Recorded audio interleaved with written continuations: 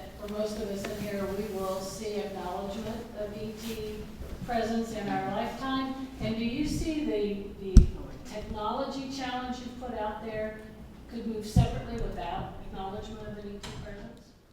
Good question. She asked if in our lifetime we would see an acknowledgement of an extraterrestrial presence. Ironically, what I just said a moment ago, I think we already have. I think the mass public already think that we're not alone. Now, so you have to then qualify, when will the elites acknowledge it publicly?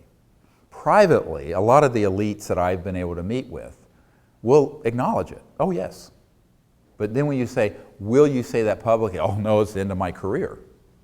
Whether they're a professor or a governmental person or a senator. No one wants to be Senator Moonbeam and ridiculed. So I think that the problem really is defining disclosure. A lot of people say, when is disclosure going to happen? I said, we've done it already. When I started the project, there was only about 25% of the public thought this was real. Now it's 50, 60%.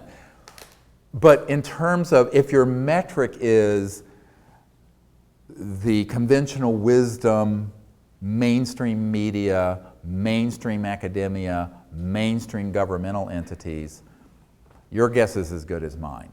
And I'm not holding my breath. However, nor should we. We can go forward with this information independent of that. And that is the beauty of the internet, by the way. Because, you know, I can do a program and reach 1 million, 2 million, 5 million people.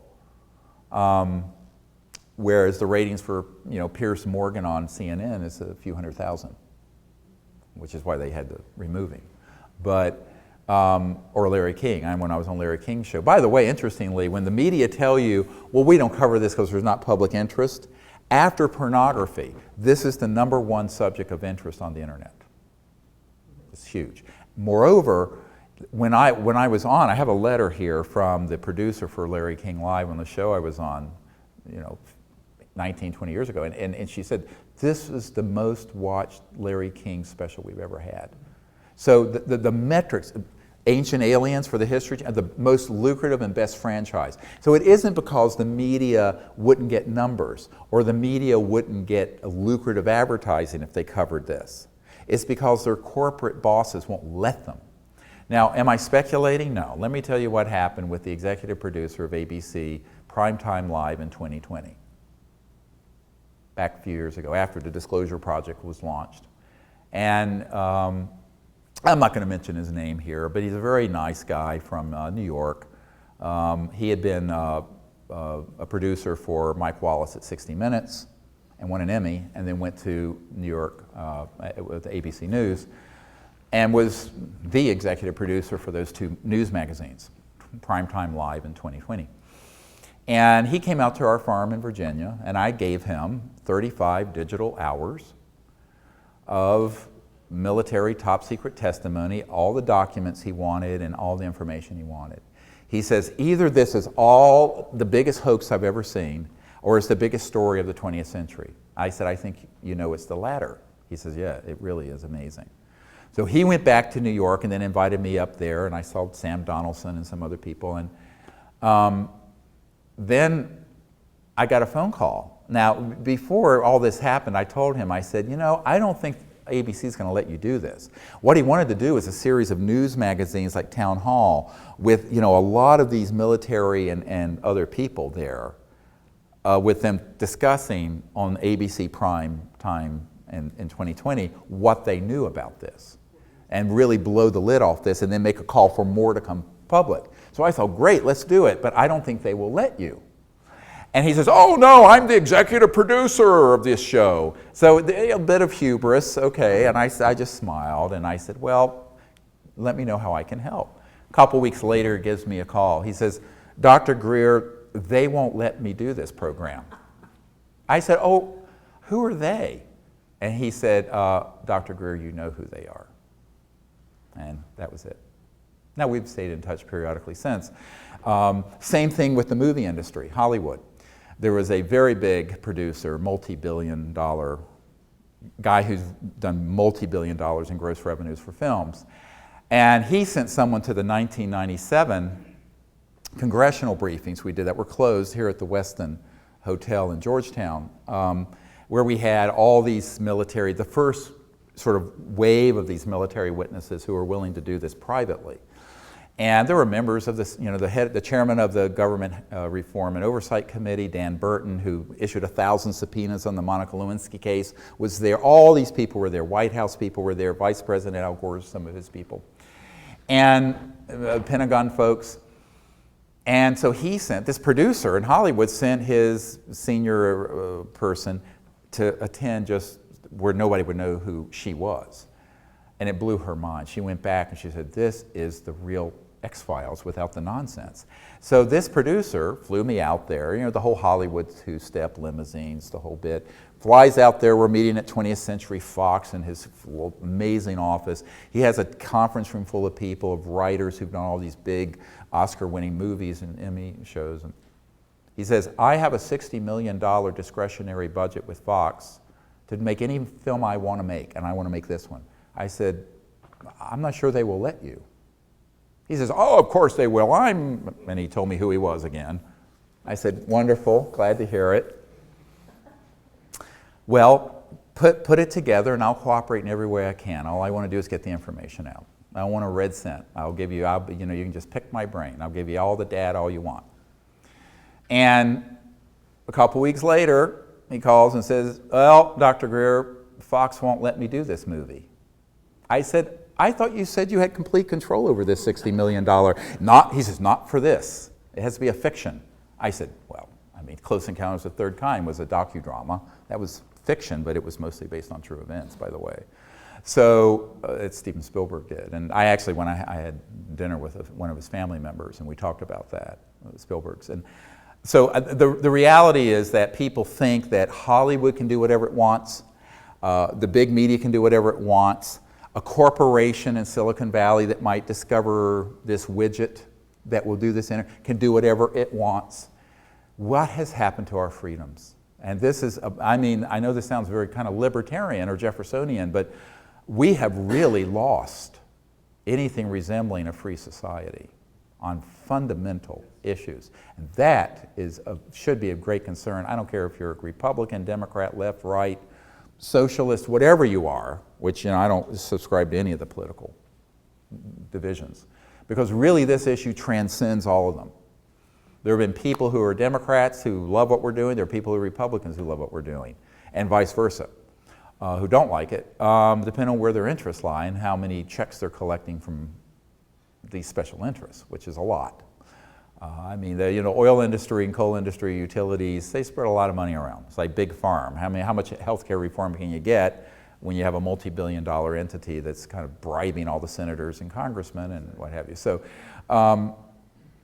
but this is that to a much larger degree than even the pharmaceutical industry, much larger. And I think we have to figure out a way to say, look, we're going to continue with acknowledging the ET presence and doing disclosure, and most importantly, I don't want to leave this out of this, it really doesn't matter if we have free energy if we go to interstellar war. We were talking about this at the break. So we need to have people who put out to the public a paradigm for contact that's peaceful, that is multilateral, that isn't polluted with all the usual fear-mongering and stereotypes of all things scary and alien. Because we need to be able to say, if we're already in an interstellar moment, and we are, even if it's not acknowledged fully, who's taking care of that relationship? Not Secretary Kerry at the State Department, not the UN officials I've met, not the people in foreign ministries I've briefed. It is not being tasked to any of them. So we, the people, need to come together and do that. It's like citizens diplomacy, but on an interplanetary level. And that's really why I formed the whole Close Encounters of the Fifth Kind initiative, which now has an app for a training app that you can get on your smartphone, but also now this networking app so you can plug into anyone in the community you want to plug into. that's near you. And you may have to travel an hour if you live in the remote area of Montana, but you know, you can do that. And I think it's very important for two reasons. One, it shows a face of humanity to these extraterrestrial civilizations that isn't just militaristic and avaricious, greedy. But it also creates its own, as 𝗬𝗱𝗱𝗃 talks about, morphogenic field, where in consciousness once, it's like the 100th monkey effect. Once a certain number of people start doing something, it begins to propagate non-locally and has an effect that is beyond just a linear one person to another, but actually shifts the great unconscious, if you will. And that is why it's so important for people to do that. So we move our civilization in the direction of universal peace and not interplanetary war. You know, because Douglas MacArthur in his last talk up here in to the Congress said, World War III will be interplanetary. Reagan stood up in front of the UN and said, wouldn't it be easier to unite the world if we had a common alien threat to unite against? Clinton recently, with Jimmy Fallon, made a similar sort of misguided statement.